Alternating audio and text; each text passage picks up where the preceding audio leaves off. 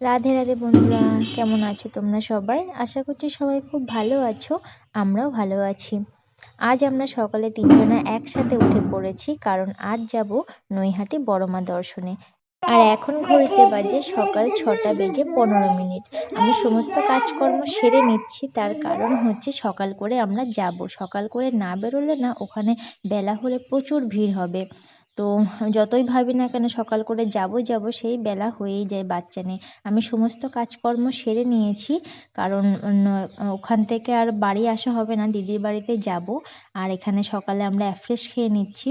সারাদিনের ধকল আছে যেহেতু, শরীরে একটু এনার্জির দরকার, তাই অ্যাফ্রেশটা আমাদের প্রচুর এনার্জি দেয়, যার জন্য অ্যাফ্রেশটা খেয়ে নিচ্ছি। আমিও খেয়েছি, আর সাথে আমার হাজবেন্ডের জন্য করে দিয়েছি, ও খাবে।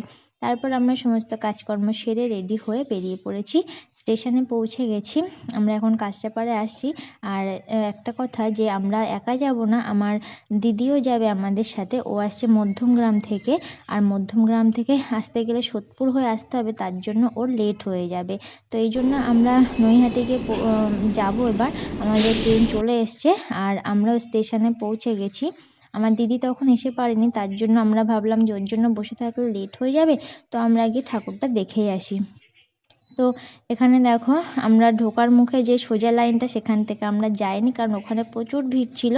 আমরা একটু ঘুরে গেছি, আর যেতে যেতে অনেকগুলো রাস্তায় প্যান্ডেল হয়, ঠাকুর আছে, সেগুলো আমরা দেখতে দেখতে যাচ্ছি। তো এখানে দেখো গঙ্গার পাড়টা কত সুন্দর, সবাই ওখানে স্নান করছে, আর এদিকে কিন্তু রাস্তাটা ফাঁকাই আছে।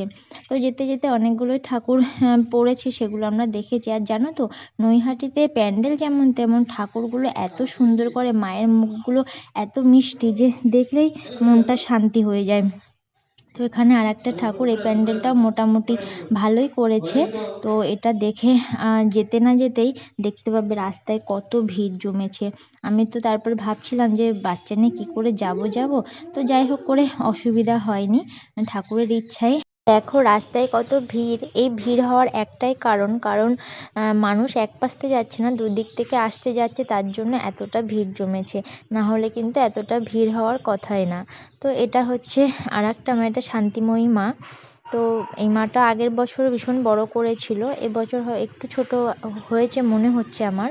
আর ওই দেখো, যার দর্শন এসেছি তাকে দেখা যাচ্ছে। তো এই যে আমরা ফাইনালি সামনে পৌঁছে গেছি। আর মাম্মাম তো আমার কাছে নেই, ওর পাপার কাছে আছে, কারণ আমি ওকে নিয়ে সামলাতে পারবো না। তো এই যে মা, সবাই যারা যারা আমার দেখতে আসতে পারোনি, তারাও ঘরে বসে দেখে নাও, তাদেরও দেখার সুযোগ করে দিচ্ছি। এই মায়ের জন্যই এত কষ্ট করে ছুটে আসা।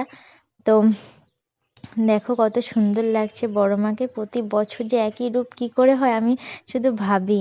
আর সব থেকে বড় হলো বড় মাই। তো যাই হোক, আর বড় মাকে দেখার পরে আরও রাস্তায় আরও দুটো তিনটে ঠাকুর ছিল, সেগুলো দেখে নিয়েছি। আর বড় মাকে দেখার পরে আমরা বসেছিলাম আমার দিদি জামাইবাবুর জন্য, ওরা আসলে তারপরে আমরা একসাথে এসেছি। তো একসাথে এবার ঠাকুর দেখতে দেখতে যাবো, আর সেখান থেকে যাব আমরা ব্যারাকপুর। আর একটা কথা জানো তো, আমি এই যে ঠাকুর দেখতে যাই, তো অনেকে আমার যারা রিলেটিভ আছে, আমার বন্ধু বান্ধব, তারা আমার পরে হিংসা করে, মনে মনে বলে যে, আমি শুনেছি সেটা, যে দেখো শখ কত, একটুখানি বাচ্চা নিয়ে ভিড়ের মধ্যে চলে যায়। আসলে ব্যাপারটা হচ্ছে তারা যেতে পারে না, এই জন্য আমাকে নিয়ে হিংসা করে। তো আমি বলবো যে তারাও যাও, আর নিজের মনের মধ্যে যে কালিটা আছে সেটা মিটিয়ে আসো বড় মাকে দেখে। তো দেখো আমরা সব একসাথে আমার দিদির বাড়িতে চলে এসেছি।